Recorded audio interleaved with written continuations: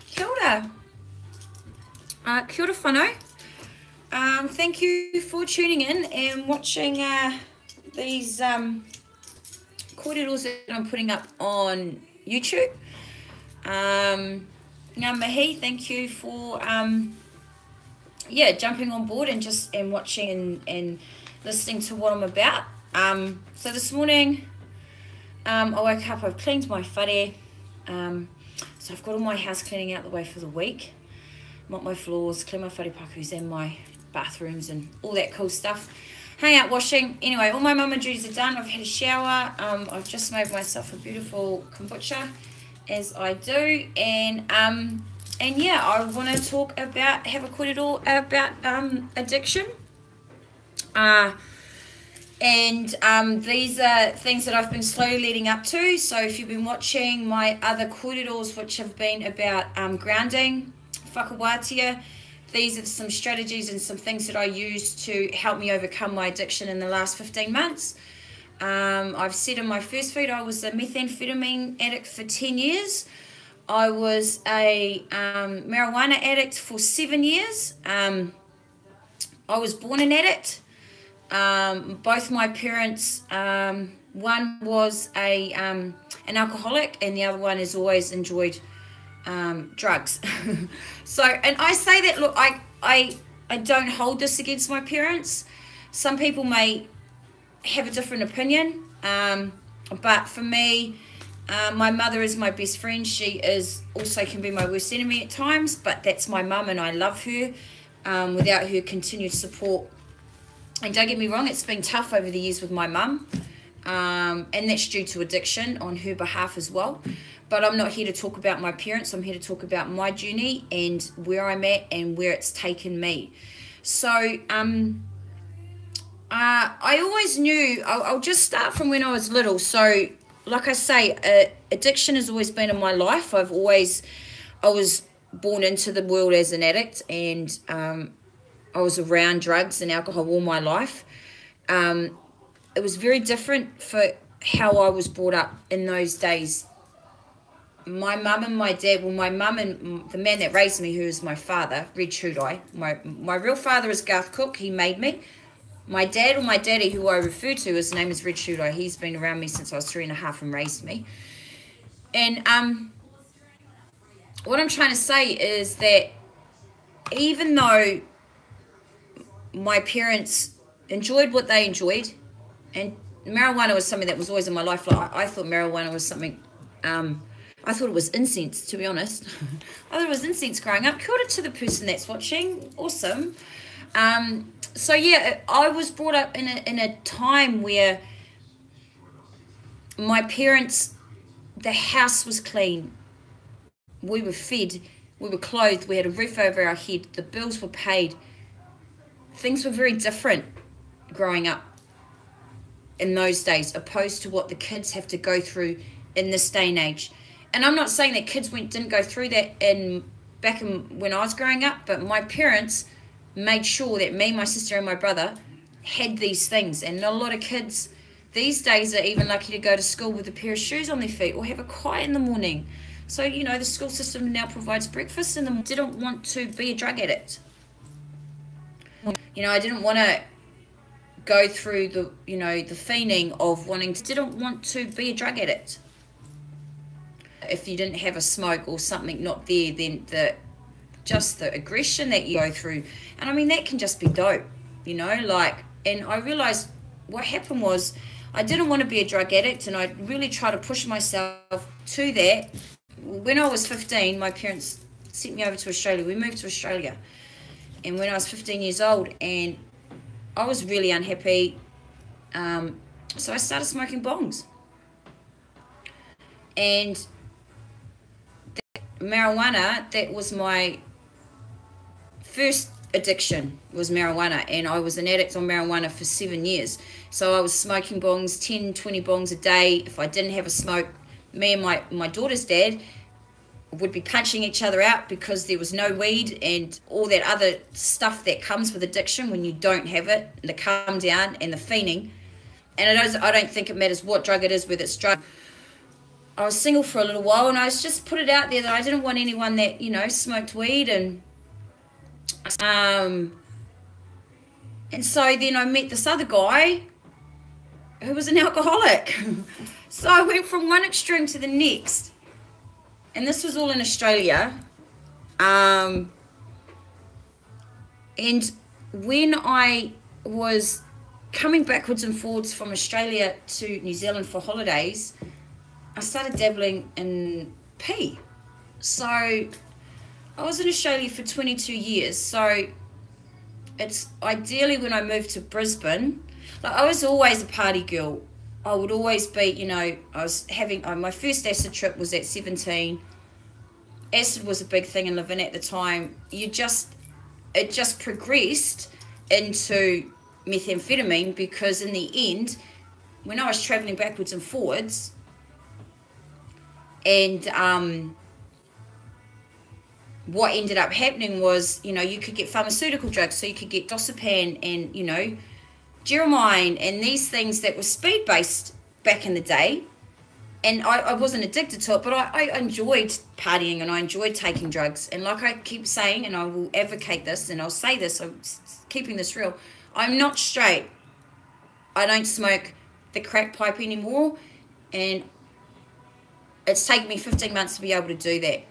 I still enjoy what I enjoy, so I just need to let you guys know once again that that's not, I'm not being here saying I'm straight and all this stuff, but I take things when I feel like it, and it's, I suppose there's a definitive line now for me with balance, and I don't do something every day. I enjoy in a social setting when I do, but that's my prerogative and that's my business. What happens behind my doors, stay behind my doors, and vice versa. I just need to let you guys know that. But my mission is to talk about addiction and the processes that we go through as young children. Because I was I was a teenager when I started smoking dope, and I depended on it. It's not something that I want my children or my nieces or my, rangatahi to go through, but that's just what happens. And I hope that my kids and my nieces can see past that one day and not be dependent on something that or my nephews, my whānau. I should just say my whānau. I shouldn't just generalise it to a category. My whānau, my community, I hope we can move past addiction and not be dependent on something. But at the end of the day, that's a personal choice. And the dependency depends on the type of drug you're taking as well. I think if everyone smoked dope, the world would be a happier place. But that's, what I'll get to is when I was coming backwards and forwards from Australia on my holidays, because I was gone 22 years, but I'd come back every year, twice a year. My parents moved home. And what I would see when I first started smoking methamphetamine was just for fun, because there was nothing else. And then they brought out these herbal tablets in New Zealand. They brought out these herbal tablets that you could buy at the bloody dairy, and I would take these, what were they, Black Widows, they were speed-based. White Diamonds, I think they were called, is another one. Oh, they'd make you feel horrible afterwards, but the buzz was still there. But in between that, meth came into town, came into Levin, and I started partaking in, smoking the pipe. And it was just, when I'd come back, have a puff, I'd go home. And like I say, it was always around the circle of drugs. It never sort of, if there was a will, there was a way. I was taking a lot of ecstasy tablets. I was in Melbourne, Australia at that time, and I was taking a lot of ecstasy. I partied hard. And then I discovered meth. And in the start, it was just something that I did casually, so to speak. It wasn't something that I was doing every day. And there's one thing I will say, I wasn't an everyday user, but I was an every week user. So I justified my usage because I wasn't doing it every day. And I'll get to that part.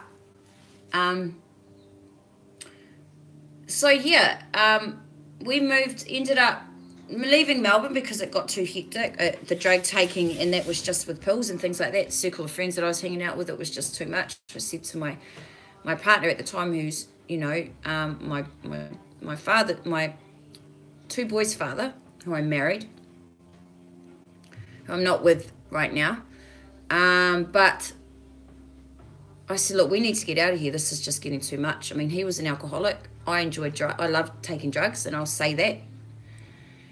And yeah, but at the same time, I was, you know, I kept my house clean.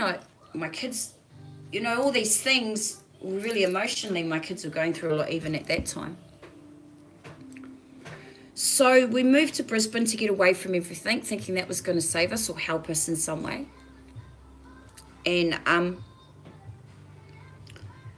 but then I just started taking, you know, every time I got home, I was just starting to dabble in this, and I saw the decline within my whānau, and a period of, you know, when I first started taking it, it was just this new thing within the community. And I mean, when you were growing up and you would go to houses with your mum and dad and everyone was just having a joint and a cup of coffee, it was just normal. Even for me, visiting my friends in my whānau, when I'd come back and forth, you know, you'd have a joint, or you'd have a bong, you know, you just get irie. It was nothing. You know, methamphetamine hadn't really hit New Zealand at that time hard. And, but over the years, every time I'd come home, I just saw the decline in my whānau in the community, and the stories I was hearing and the things that I was seeing, and I was looking at these people who I admired, who I still admire, or some I don't because they just turned, it's too much. I'll always love them though, there's a difference, but, you know, like they were selling off, their washing machines, and they're losing their kids, losing their houses, ending relationships, like being together for years and ending relationships because methamphetamine had gotten in the way. And it was really sad because this is not how it used to be. It was, you know, life was very simple, and we were happy just having, you know, an acid trip every now and again, or having, you know, a Jeremiah or something that was, you know, you were partying, but it wasn't to the extent where you were staying up for 3, 4, 5, 6, 7 days. And then there was this whole thing about if you stayed up, you know, it's like survival of the fittest. How many days can you stay up? Well, fuck it. This is the point that people get to. And they seem to think they have more power because they've been up more days, and then it's just not cool. So really, I started really, so my son's, he would have been about 3.5. Yeah, when we moved to Brisbane, that's when I started to really smoke meth. I was, like I say, I was always partying, but then I just found meth, come home for a holiday, get high.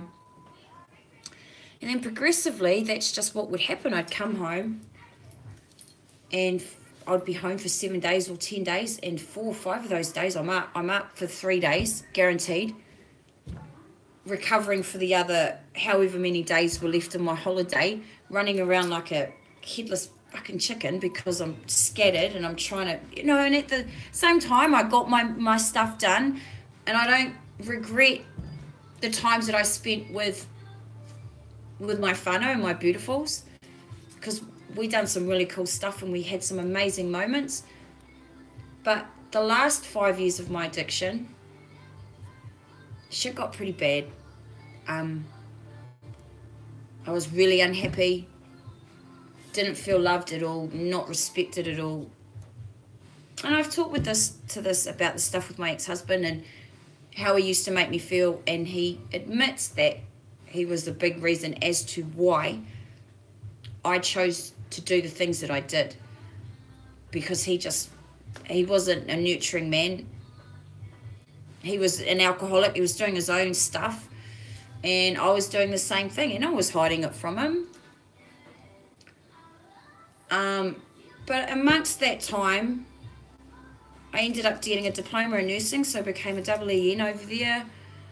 My kids went to a Catholic school. You know, like I said, I had all the bells and whistles going on in my life, but I was had lack of self-worth, and I didn't think very much of myself because of the relationship that I was in, and he controlled that, and I let that happen.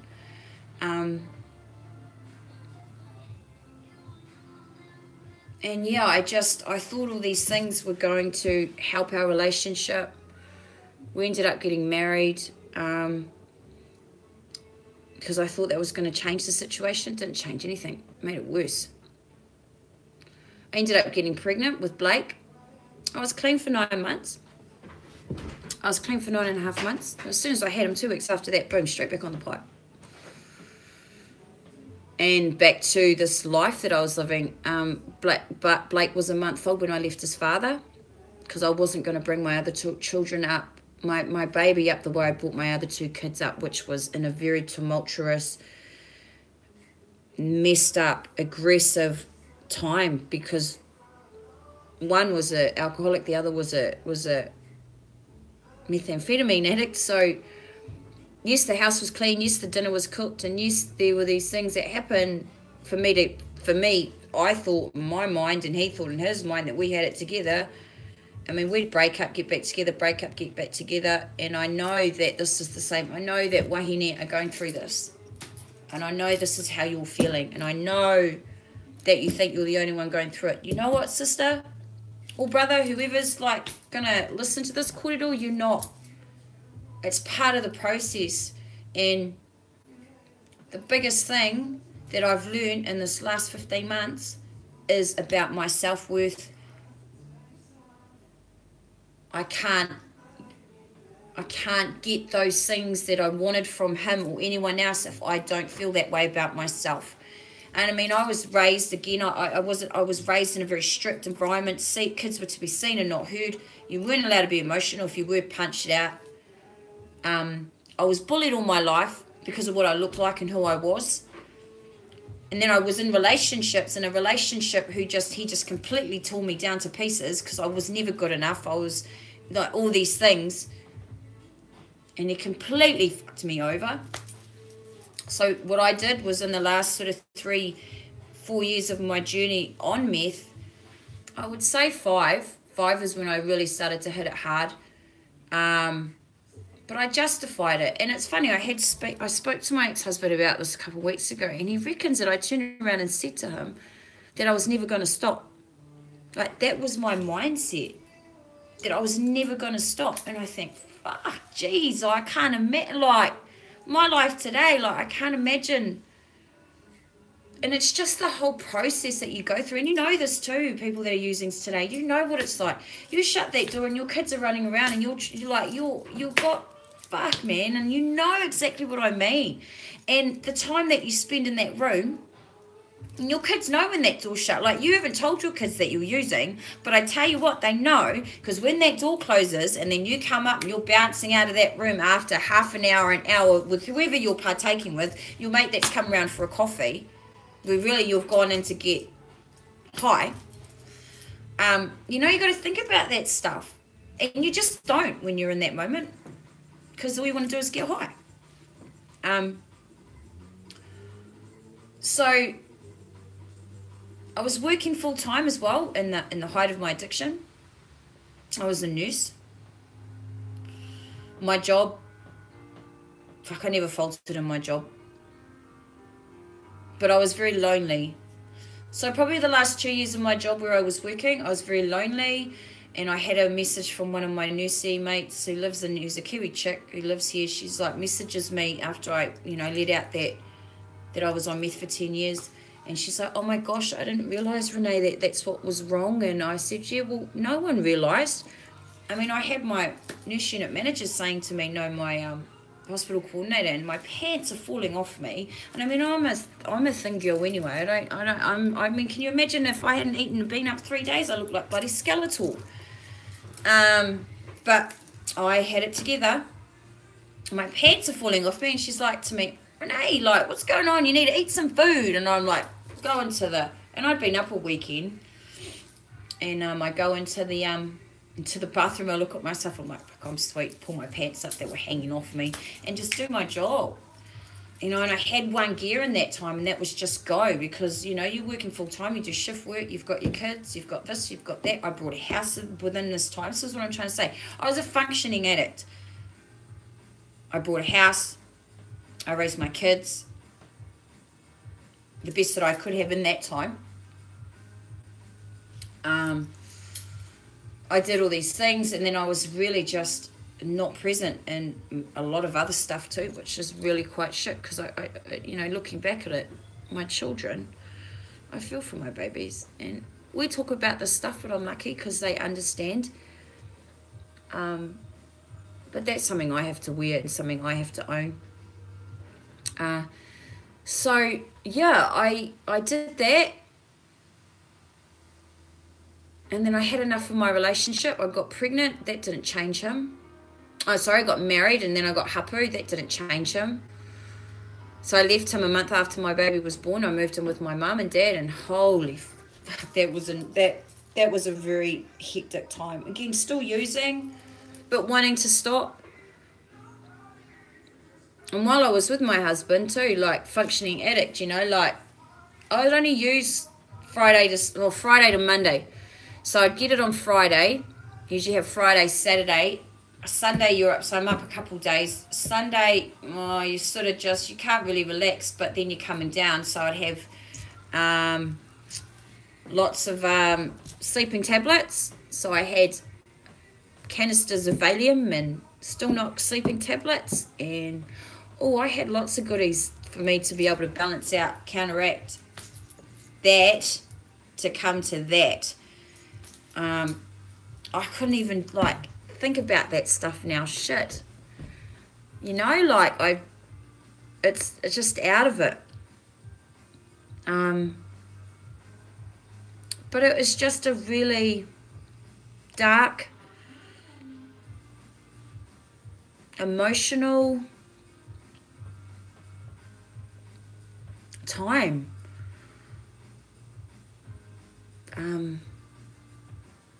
And I need to talk about this stuff, whānau, because I need to let you guys know that whoever's going through this and you're wanting to stop, and know, you listening to this quarter and going, shit, that was me, this is that, I understand, just to let you guys know that you're not this is what happens when you have an addiction. You hide it, you justify it, and a lot of the stuff that goes on mentally, some of it's true, and some of it's exacerbated by your addiction. It's exacerbated by low self-worth, not feeling loved. And sometimes you look for things that aren't there. And, I was very, very insecure. My husband never made me feel secure though as well. But I just, things turn really quite ugly in my head, and I need to own that part, but at the same time, and he does as well, but I didn't help things, and I didn't help feeding myself more meth to try and overcome something else with something else, and in the end I just had to get back to reality and be present and just stop, and that takes time. And just know, whānau, that I know that if you're at that point that you're wanting to stop, that the power is definitely within you. It is mind over matter, but you have to have strategies and people around you that are going to support you through this journey. You do have to cut people out of your life that are still using, because I remember when I'd come back on holidays, the tail end of me wanting to stop, and each time I come home, I'd be like, no, I'm not using, I'm going clean, and my friend will be like, hey, what are you on about, man? And I'm like, nah, can't do it, not doing it. And then I put myself into a situation, and we went to a house, pipes being passed around, and I sat there for 10 minutes. Fucking, it's really hard. I sat there for 10 minutes, and I'm going, nah, don't want it, nah. Fuck, well, after 10 minutes, sorry, thank you, and then completely regretted it and completely done my head in for the next 24 hours because I didn't want it, but I took it, and that's the point you get to. So it's, it completely breaks you down mentally and emotionally, because you don't want it, but you can't put yourself in the situation. So I still today will not sit in. If it's, and my whānau know, what people do is their prerogative. My message is my message.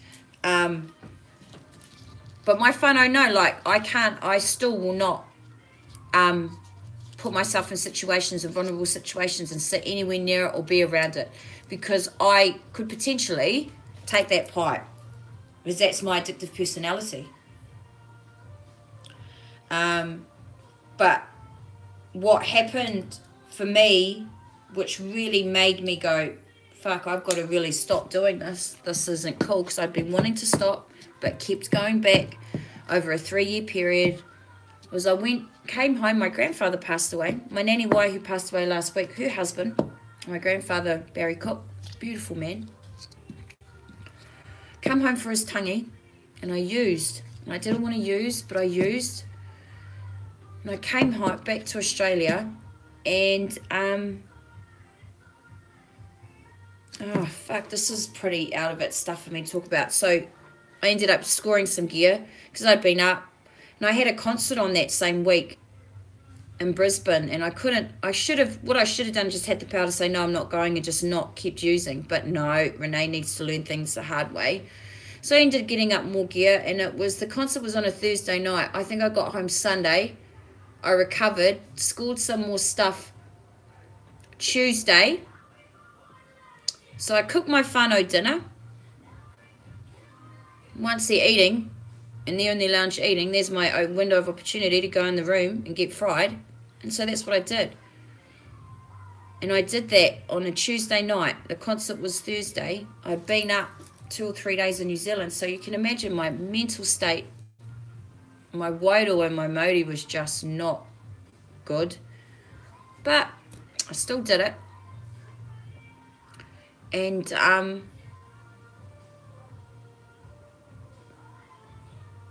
come Friday, so Tuesday I used, Wednesday, Thursday I used, rested in between, ate very little. Thursday night the concert came, and fuck, the universe was pounding me with messages and stop, you need to stop doing this. And I had these very out of it moments in that night that just really shook me. And I got home that morning, and the next 3 days I wanted to kill myself. So I went from using it as something just to have fun with, to using it as a masking the pain that I was in, to contemplating taking my life, because that's where it took me. Because my mental state and my emotional state was at the lowest vibration that I've ever been in my life. And that was an intense time. But the silver lining in that story was that when I was in New Zealand, I'd met this really beautiful woman, and her name was Tina Russell, and she's my soul sister, this woman. And we'd met each other, and we vibed, and it was very cool. And then when I was going through these 3 days of coming down, my kids didn't want to know. My niece was the only one that supported me. My daughter didn't want to know. My son couldn't be fucked. They were just like, nah. And that was on me. My niece was beautiful to me. She's like, it's going to be okay, Auntie. And my niece Katina Tamihana, and I love you for that, baby girl. And I love my kids. It's just they'd had enough. My daughter had enough. And Tina Russell messaged me in this darkness of mine, and it's like, hi, we weren't friends. She friended me on Facebook, and then she sends me a message on Messenger, and she's like, hi, I just want to, pretty much she's like, my name's Tina, we met at your granddad's tangi, and I just want to say to you that I think you're pretty fucking rad. Do you want to be my friend? And my response to her was, you don't want to be my friend. I'm worthless piece of shit. And this is the stuff that I was saying to her, that I'm not worth it. You don't want me in your life. And this girl who didn't know me completely filled my heart with a lot of love and a lot of light, and helped me. My ex-husband was there for me, and another bro was there for me as well.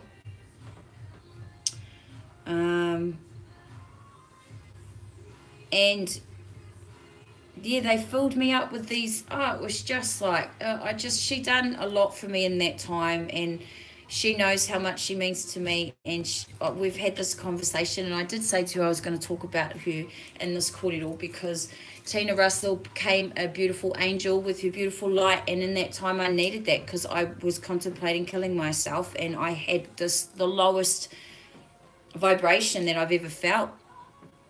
And having someone there filling me with affirmations, filling me with love, telling me that I was a good person, meant the world to me.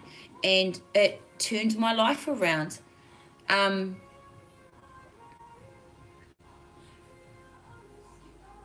then I started speaking to someone else, and he was not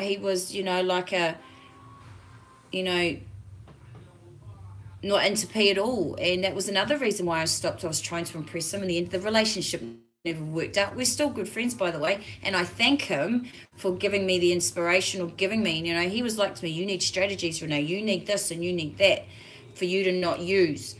And what ended up happening on my journey of having these beautiful people in my life, and then finding the power within myself, I found creative healing. And I started creating. I started making leather pouches.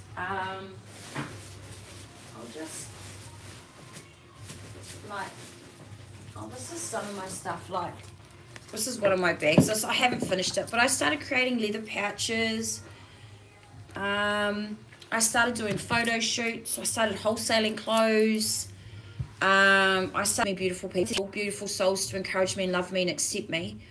But then I had to accept myself and find this courage and power of self-worth within myself. So I started creating, and I started doing, doing these photo shoots, and created a label called Ravana, which was mine and my daughter's name put together, and it was wholesaling clothes. So, and I've still got these things that I'm going to do. Like I've got, clothes that I need to sell, and I've still got my label Ravana, and I'm still creating, and I'm doing these things because this is what helped me get clean. So, whānau, this is why when I talk about grounding and I talk about whakawātia, there's these stages that we go through, and the first part really is to being honest with yourself. Being present in the moment, because you do have the power within yourself to overcome these demons and these battles. It is just that belief and self-worth within yourself that gets you across that line. And it is having willpower and mind over matter to not want to go back. Some people can do it, others can't, but I believe everyone can do it. It's just having the right things in your pathway to keep you where you need to be. And the imprinting and the conditioning that is, that we have throughout our lives. I've always had low self-worth. I've always been bullied. So these things that happened to me as a kid, I was sexually abused. Happened once. Completely fucked me though. I was never allowed to be an emotional person, and I'm such an emotional person. People that know me, I'm so sensitive. But I stand in that power now, and I don't make any excuses for it. I talk about stuff because it's important. We need to talk about our feelings. We need to talk about why. We need to talk about when. And we need to talk about, addiction and these things that are real in this world. My community is in strife because of meth addiction and because of addiction, synthetics, all these things that are happening in my community. And I've come home at the best time because I'm going to talk about it and I'm going to keep it real. But I want to share that message. I want to share with you where addiction started for me, how it started as fun, how it started with other drugs, and how it ended with methamphetamine. the depth of where that drug takes you is like no other. Each person has their own level of what it is for them when they're going down that pathway. But when you're on methamphetamine, it's a pretty dark fucking tunnel, man, and it doesn't get better. Even though you think you've got it under control, you don't. So Soul Sisters workshops are going to be created. I'm going to put out some workshops in regards to creative healing, some more mahi in the community about, again, strategies to curb addiction, to stop that. There's something that one of my a beautiful wahine that I'm working with as well, she does a lot of mahi down in the Kapiti Coast. Her name is Emma Makatia, and she's got Stop the Ripple Effect of Methamphetamine public forum that I think people should come down and have a listen to. So I'm going to be doing some stuff in Levin, same kaupapa, but it's going to be, strategies and ways to curb addiction, to talk about your feelings, to talk about what's happened to you, to talk about the imprinting and conditioning that has gotten you to where you are today that isn't in a positive sense. And what we need to do is focus on the positives and need to create pathways for our rangatahi and for ourselves to want to attain greatness, because it's never too late, whānau, to do what you want to do. I'm 39, and I done Runga Māori medicine last year. Amazing. There's still time too, whānau, if you want to join, or go and do a course at Te Wānanga o Raukawa, Te Wānanga o Aotearoa. There's still time. They've just started taking intakes. There's also another amazing course that Michael Tipu does, Mai Rako course that starts in April. That teaches you about so many other things in Te Ao Māori, fitness, New Zealand weaponry. It teaches you how to navigate within the stars, navigate the stars, like all this amazing stuff. Again, we can tap into that. So, you know what, whānau, can we start now? Can we start believing in yourself now? This is not too late. I've been there. I've done it. I'm still doing it. And I'm going to keep doing this mahi because it means a lot to me to get these messages across and out there to our community and our whānau, because we need it. Whānau, I've spoken for almost 40 minutes about my addiction, where it took me, where it's taken me, where I am today. Moving home, something I didn't say, is like moving home was something I wanted to do in the 5 years, and then, in the darkness, the depth of my addiction, and I finally got here. And this is where I am today. In a beautiful whare, by the sea. I've got my maunga, in front of me. I've got Tangaro behind me. I am surrounded by amazingly beautiful wahine and tane that accept me for me, love me for me. And like I say, there's been a few people, well, not even a few, just a couple that, want to tear me down or aren't interested. Well, that's okay. And like I say, love and light. What happens is someone else comes into that space and they love me and accept me, and that's what matters. And I can't focus on the negative, because that's always going to be there. Hate is always going to hate, and I can't focus on that stuff. But yes, whānau, thank you. Whoever's watching, that's really cool. I appreciate that. I have spoken for 40 minutes, but I just wanted to let you guys know about where it took me and where it got to, and how it was just a progression, and how I saw my whānau, my community, declining in that 10-year period. And that was really sad to see, because people that I've known all my life completely wiped themselves out on meth, and still have and still do. And that makes me sad, because like I say, that it just completely wiped out. And I know that people around New Zealand and around Australia are feeling the same way about methamphetamine. It's completely taken us by the fucking, there's a noose around our neck. We're hanging ourselves. So, but it takes people to stand up and kōrero about this stuff, and know that you're not alone in your journey to wanting to stop.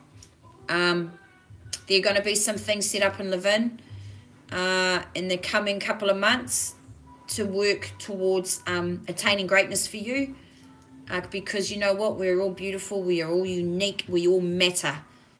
And no matter where you've come from, how dark it is, how entrenched it is in addiction, you can come out on top of that and share your message and share your kaupapa with the world, because that's what we need. We need more people to stand up and not be ashamed and not feel like you're alone, because you're not. You're not alone. You want to have a kōrero with me. You've got something to share. You want to jump on board this waka of helping our community, man, PM me. My Renee Mack is my Facebook name. I'm going to just feed this onto my Facebook. I'll also put a link up on my Instagram and put a message up there as well for you guys, whoever's interested. Like, subscribe. Ngā mihi to everyone that's subscribed already and watching. That means a lot to me, because it means that that message is getting out there. And yeah, I think the more we talk about addiction, the more that we can get on top of it and share with our whānau and our community. And our rangatahi, the biggest thing is stopping the chain reaction of this continuing on, because they've got bigger and better things to do in this world, man, and it's not struggling with addiction. Okay, whānau. So anyway, everyone have a beautiful day. 41 minutes. Wow. Everyone have a beautiful day. I'll keep doing these YouTube feeds as well, because I think that's important. Ka kite, sending out much love and light, and ngā mihi, kia koutou. Ka kite.